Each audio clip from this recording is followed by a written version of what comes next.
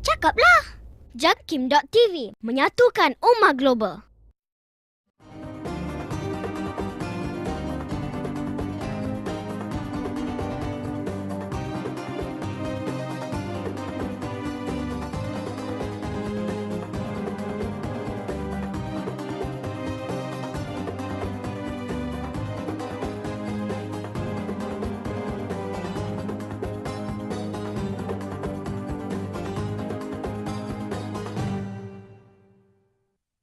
Sihat ke?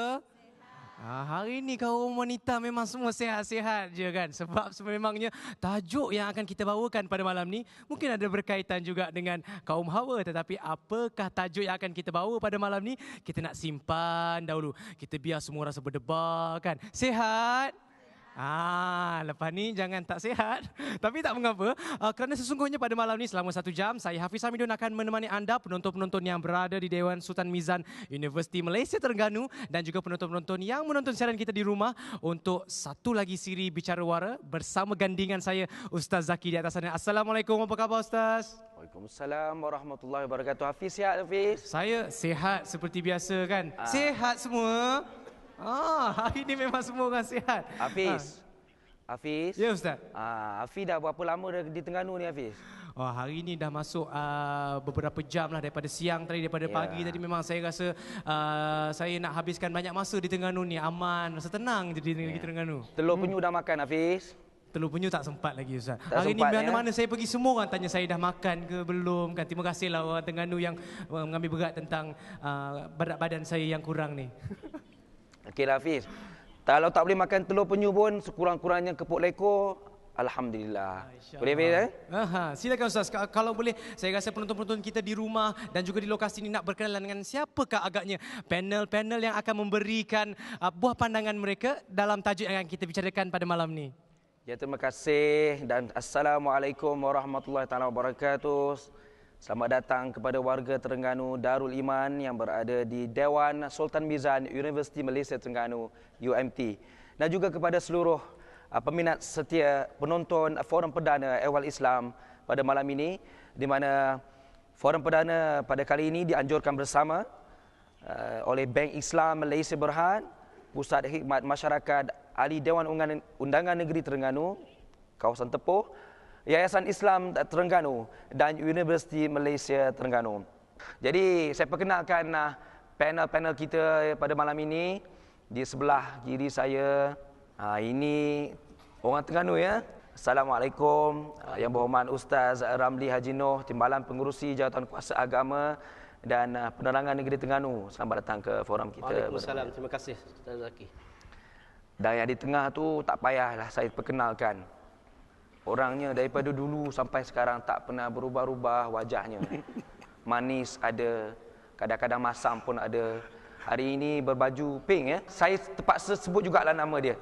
Dr. Ridwan T. Abdullah dari Universiti Pertahanan Nasional Malaysia. Assalamualaikum Doktor. Waalaikumsalam warahmatullahi Kalau saya tanya dalam bahasa Terengganu, apa khabar? Jawab macam mana tu? Khabar baik. Baik seumur. Baik seumur ya. Kena belajar sikit-sikit lah. Belajar baby. Baik, di hujung sana baju biru sama dengan saya ni. Juga manis muka, tak perlu diperkenalkan lagi. Yang saya hormati, yang saya raikan, Ustaz Muhammad Farid Ravi Abdullah daripada Kolej Universiti Islam Antarabangsa Selangor Bangi. Assalamualaikum Ustaz. Waalaikumsalam. Selamat datang ke forum kita pada malam ini. Jadi saya dah perkenalkan lah panel-panel ni Hafiz. Tapi tajuk dia ni Hafiz, katanya tajuk hangat di pasaran ni. Hafiz, silakan. Ya Ustaz, sememangnya saya rasa penonton yang berada di Dewan Sultan Mizan dan juga penonton yang menonton di rumah juga berdebar-debar nak tahu apa agaknya hubung kait tajuk kita ni dengan kaum Hawa, dengan kaum Adam kan. Tajuk yang kita nak bawakan pada malam ni agak istimewa, tajuknya Bantal Lama Tilam Baru. Kalau apa yang anda semua nak agaknya tertanya-tanya apa yang kita maksudkan dengan Bantal Lama Tilam Baru ni, silakan Ustaz, kita buka medan forum perdana kita pada malam ini. Ya, para penonton yang saya kasih sekalian, Bantal Lama Tilam Baru. Apa yang kita faham tentang Bantal Lama Tilam Baru? Jadi, kita terus kepada ahli panel kita yang pertama. Saya nak bersama dengan Yang Berhormat Ustaz Ramli Noh. Kalau bolehlah Ustaz, apa yang Ustaz faham ni, bantal lama tilam baru. Kalau saya katakan bantal lama, tilam lama, cadar baru, macam mana Ustaz? Silakan Ustaz. Ringkas saja untuk permulaan ini Ustaz Zaki. Bila kita sebut tentang soal bantal, yang kedua adanya tilam. Kebiasaannya sebenarnya bantal ini adalah merupakan satu perkara yang cukup disayangi. Kalau kita tengoklah kepada anak-anak kecil, kita bagi kat dia mula-mula bantal tu, sampai ke akhir pun dia akan bersama bantal tu. Walaupun bantal tu busuk, dia tetap sayang. Tapi kalau tilam tak apa, kita boleh tukar. Dalam maksud insya-Allah, ini adalah persoalan kehidupan kita.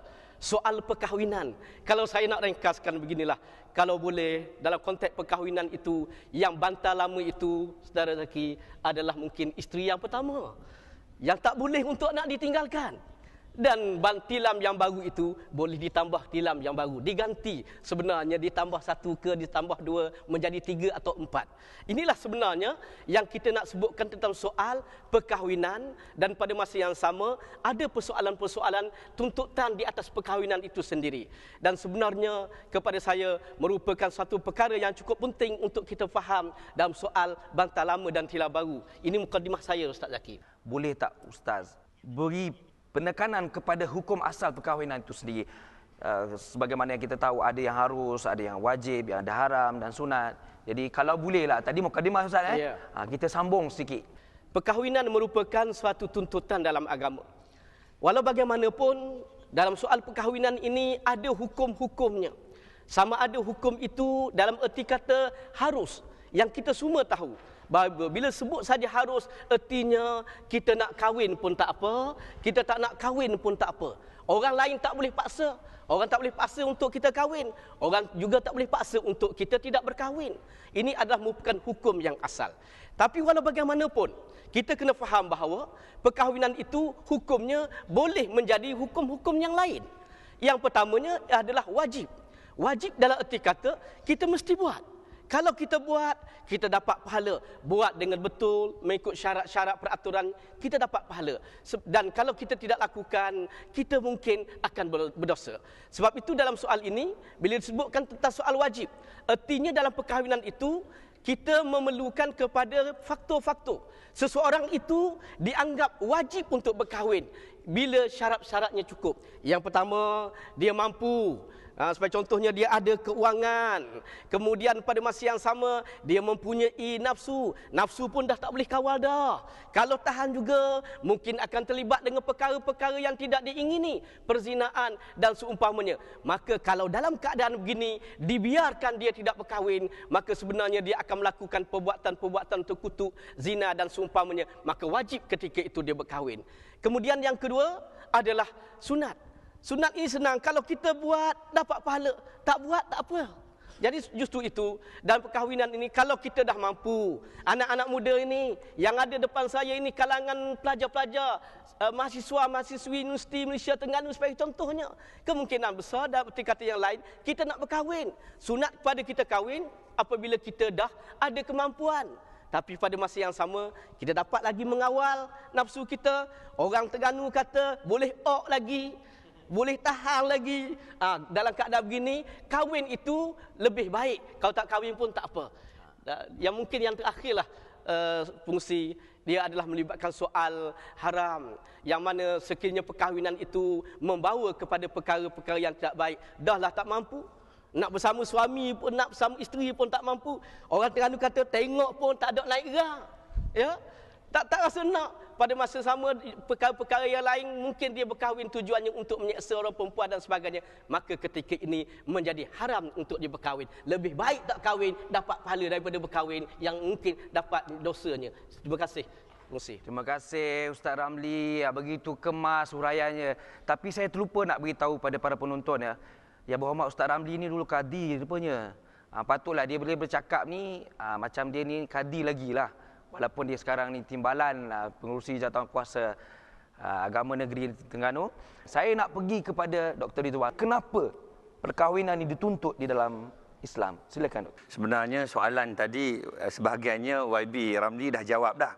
Tapi tak apa, saya nak tambah sikit. Bila tajuk ni dia nakal sikit tajuknya. Bantal lama tilam baru. Sebab saya tak